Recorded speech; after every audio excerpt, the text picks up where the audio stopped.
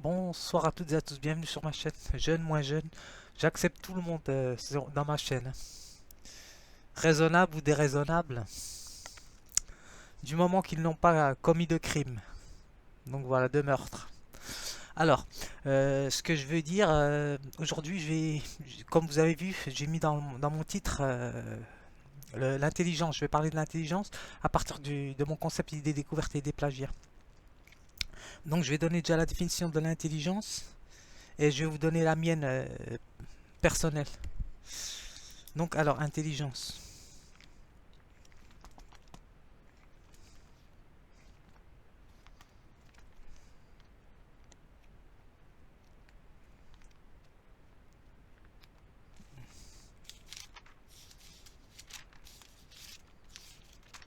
Alors, intelligence.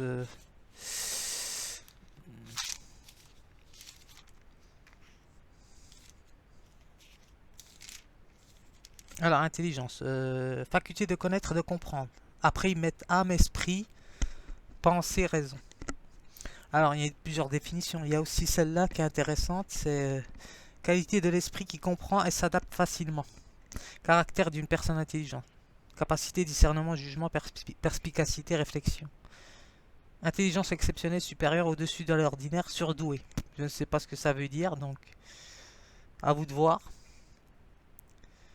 Alors, faire preuve d'intelligence, se tirer d'affaire avec intelligence. Donc voilà, il y a plusieurs intelligences. Donc, comme tout le monde le sait. Alors, je vais donner la mienne personnelle. L'intelligence, c'est la capacité à faire des liens. Donc, tout simplement. Comme ça, j'inclus toutes les personnes, que ce soit handicap psychique ou handicap physique.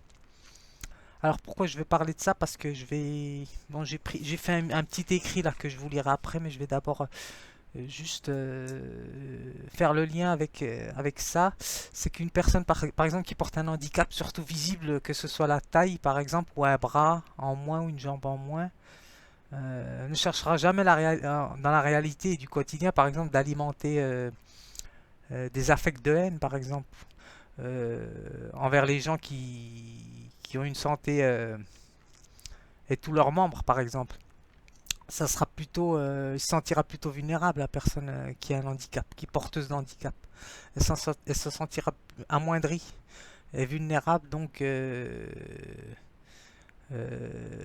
dirais plutôt qu'elle sera méprisée et moquée par les personnes qu'elle va rencontrer, par exemple, dans le quotidien. Ça me fait penser à Alexandre Jolien, donc je pense que tout le monde connaît. Moi, j'aime beaucoup, j'avais lu deux livres de lui. Le philosophe nu et un autre, je sais plus c'était lequel. J'avais lu deux livres de lui. C'est un philosophe euh, mystique. Il a lu Maître Descartes, je pense. Et donc très bon philosophe, hein. Donc voilà, comme vous le savez, il a eu un accident à sa naissance. Donc voilà. Je pense que c'est le, comment ils appellent ça, le cordon ombilical qui a fait un nœud. C'est pour ça qu'il a eu ce grand handicap qu'il a. Donc voilà. Alors Alexandre Jolien est très intéressant, très bon philosophe. Il a un handicap, mais bon, il a toute sa tête. Voilà, comme quoi ça veut rien dire. Et ce que je veux dire, c'est qu'en fait, il expliquait dans un interview que j'avais vu il y a longtemps que dans son quotidien, il avait pris comme témoignage qu'il était méprisé et moqué par les gens qu'il rencontrait dans la rue. Ça m'avait quand même touché, quoi. Mais bon, ça ne m'étonne pas puisque je connais un peu le milieu du handicap, comme j'avais été soignant. Donc je connais beaucoup, quoi, ça. Et en tant qu'éducateur, on trouve beaucoup de personnes qui ont un trouble psychique en général. Alors, ce que je voulais dire sur Alexandre Jolien, c'est que c'est très intéressant ce qu'il nous a apporté comme chose, quoi, dans la philosophie. Alors, ce que je veux dire, c'est que ce qui est intéressant, c'est chez Spinoza, il n'y a pas de condition de telle ou telle personne. Il n'y a que des individus qui possèdent telle ou telle puissance. Un individu se définit par sa puissance, donc voilà, et non par ses caractères physiques. Donc ou psychologique, c'est ça qui est intéressant. Comme quoi Spinoza, c'est un vrai artiste, quoi. C'est ça que je veux dire. Donc il a éradiqué le handicap, on va dire ça comme ça. Enfin, il n'a pas éradiqué le handicap, il a éradiqué le système du jugement, on va dire. Le système kantien. Donc même s'il faut bien sûr du jugement, parce qu'il y a des gens dangereux, bien sûr, hein. Donc voilà. Euh, Ce que je veux dire, c'est que moi, je vais reprendre encore ça. L'idée plagiat, elle réfléchit très mal. Donc, comme ce que j'avais dit, elle déraisonne toute seule. Mais bon, c'est aussi une façon aussi de peut-être qu'elle fait exprès aussi. C'est possible, je sais pas. Mais ce que je veux dire, c'est que par exemple, on peut avoir des parce que l'idée plagiat, elle est beaucoup dans la jalousie aussi. J'avais beaucoup remarqué ça. Donc voilà, quelle que soit l'idée plagiat homme ou femme, hein, elles sont beaucoup dans la rengaine, hein, on va dire ça comme ça.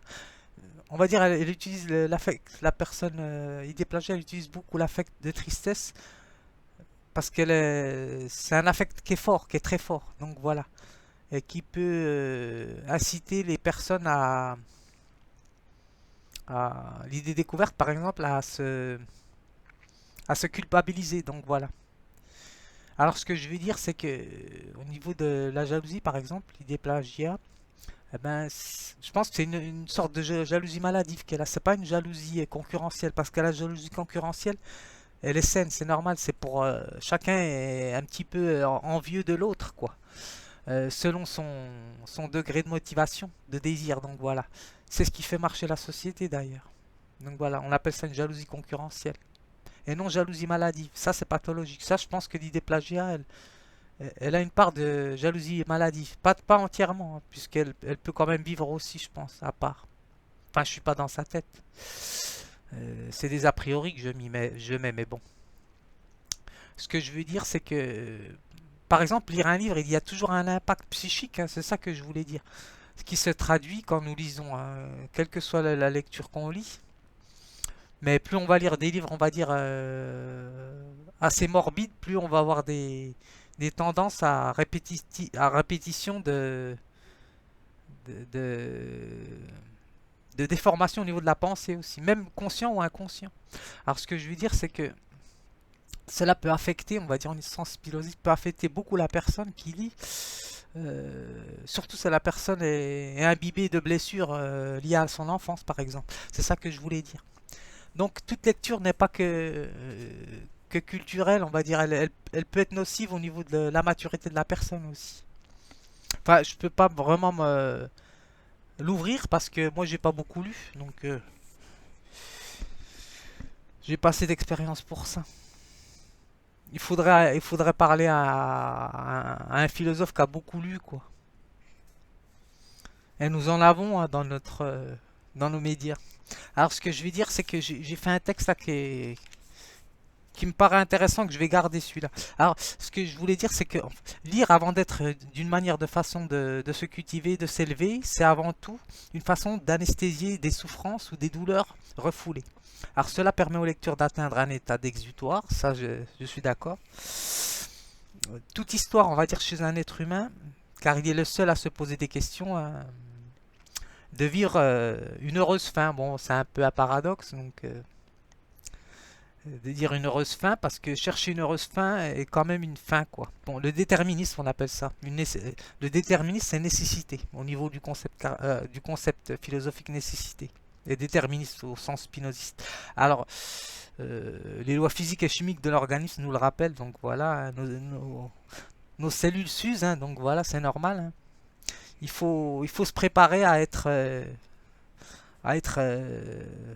moins actif, on va dire ça comme ça, et plus il faut trouver on va dire des stratégies pour utiliser le terme là que j'ai entendu sur internet. Stratégie. Donc voilà. Alors ce que je vais dire, je continue dans ma lancée.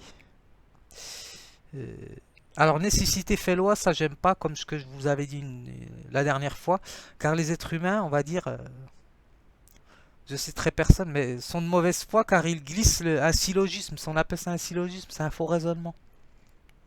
Parce que le fait de dire mauvaise foi, en fait, on essaie de faire passer la nécessité comme condition sociale et donc choisie. Donc voilà, toute condition sociale n'est pas choisie. C'est un déterminisme, on va dire ça comme ça.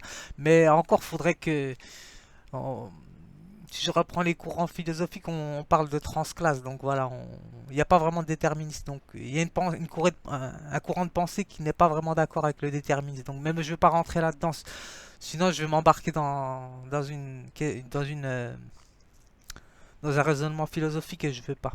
Alors que je veux, ce que je veux dire, c'est que euh, pour continuer sur ce que je dis, une personne qui naît avec un handicap, par exemple, ne l'a pas choisi, ou a un défaut physique. Donc voilà, on peut pas dire que c'est voilà que c'est une condition sociale. Donc voilà, elle est née avec ça. Alors, l'idée plagiat, par exemple, va lire, mais ne saura pas aborder toutes les grilles de lecture. Elle ne sait pas lire un livre, par exemple, sans émettre un avis personnel. Donc, elle, c'est difficile. Donc voilà, dire qu'on a une pensée objective, c'est aussi en même temps faux parce que tout avis objectif est un avis personnel en fait. L'objectivité n'existe pas. Donc voilà. Alors, ce qui demande un travail plus rigoureux et plus philosophique au niveau des livres, je pense. Ça demande plus de travail et plus de maturité, je pense. Je sais pas parce que moi je suis très mal placé pour le dire puisque je lis très peu. Alors, je lis le deuxième texte que j'ai mis. Ce qui est intéressant, c'est que l'artiste, je parle des artistes, c'est que l'artiste n'a pas de limite dans son travail. Il peut faire jouer à ses personnages n'importe quel rôle. Je pense même que les grands artistes, si je pense à beaucoup d'écrivains que je ne citerai pas, eh ben, dans leurs œuvres, il y a toujours une part d'eux-mêmes, donc dans les personnages fictifs qu'ils ont inventés ou qu'ils créent. Donc, c'est ça que je voulais dire. Comme j'ai dit, l'art ne juge pas, il éduque, hein. C'est ce que l'idée plagiat n'a pas compris, donc je l'informe un peu. Alors, je vais lire un petit texte de Baudelaire, tiens, pour finir, pour terminer la vidéo. Donc, c'est les fleurs du mal, donc tout le monde connaît ça. Tout le monde l'a étudié au lycée, donc. Alors, comme moi, je ne suis pas passé au lycée, donc voilà, je l'ai repris. Et je l'avais déjà lu. Alors, c'est un petit extrait. Rappelez-vous l'objet pardon, je recommence. Rappelez-vous l'objet que vîmes ce beau matin doux au détour d'un sentier. Une charogne infâme sur un lit semé de cailloux, les jambes en l'air, comme une femme lubrique, brûlant et suant les jambes en l'air. Je le répète ça, comme une femme lubrique, brûlant et suant les poisons, ouvrait d'une façon nonchalante et cynique son ventre plein d'exhalaisons. Alors l'art est nécessité et non de juger. Mais bon, c'est quand même un texte quand même, enfin une poésie assez crue quoi. Donc l'art éduque, mais bon, à une certaine limite, je pense aussi. Je sais pas. Qu'est-ce que vous en pensez vous? Donc c'était une vidéo pour parler un peu de l'intelligence. Donc l'intelligence c'est très large. Donc euh, le travail des vrais artistes, moi je pense que c'est de ne, de ne pas donner à quelque chose à interpréter, mais d'éduquer les personnes. C'est plus ça. Donc voilà, c'est ce que j'essaie de faire à travers mes vidéos, à travers mes, mes exhibitions de danse, on va dire ça comme ça, même si c'est pas vraiment des exhibitions, heureusement. Mais c'est plutôt des expressions corporelles. D'ailleurs, je vais lancer là, je vais pour les jeunes, je vais lancer une autre vidéo là que j'ai fait de danse en même temps que celle-ci, je vais la lancer. Et pour les jeunes, je dis, vous verrez que là, nous travaillons sur les figures égyptiennes, on va dire ça comme ça, puisque le Tetris, on appelle ça Tetris, ça vient des figures d'Égypte, quoi. Donc, bon visionnage et puis euh, soyez tolérants pour les personnes qui n'ont pas qui ont une particularité. Bon, les idées plagiat, je vais pas leur demander parce qu'elles sont incapables de faire ce travail. Ça. Là, elles sont pas assez ouvertes d'esprit. Bon, à bientôt.